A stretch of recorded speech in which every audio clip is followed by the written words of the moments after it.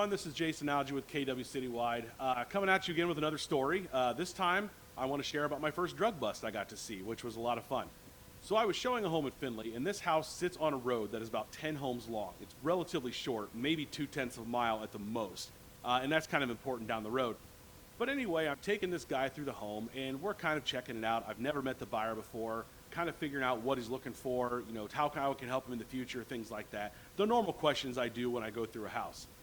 As we get outside the home, we saw a Findlay police officer fly by the house. Now again, this is a short road, so he was going somewhere and didn't really think anything of it, didn't have his lights on, nothing like that, just driving quickly down the road. Now we're checking out the garage outside, and as we're outside, there is a car that parked right in front of the house I was showing, and the guy gets out of the car, and he kind of walks quickly towards the neighbor's house, and as he's walking towards the house, a gentleman comes out to greet him, and they kind of quickly go into the house. Again, I'm not thinking anything of this, because I haven't put it together yet that he's running from the cops.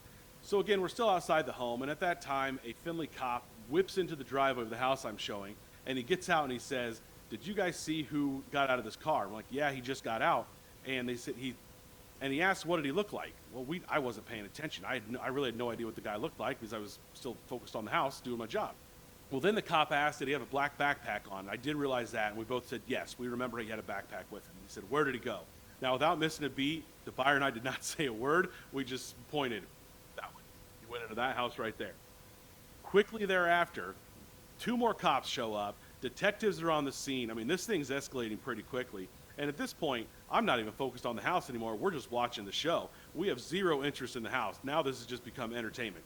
So now there's detectives all around the house. There's cops down the road looking in the backyards, making sure this guy doesn't escape. The one detective came up to us. Now I will tell you, my truck was parked in front of the neighbor's house because the sellers were still in the driveway when we got there. So I stayed back a little bit so they could get out.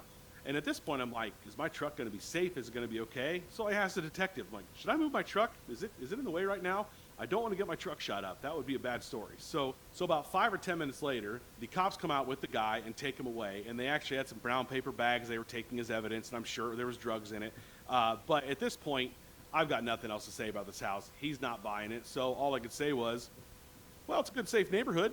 What are your thoughts? And of course, he got a chuckle out of that, and I think we ended up finding something else down the road. But it was pretty cool to see a nice little drug bust. Didn't really help me with the sale of that home, but what do? There's always another house, right? I do think that house did sell.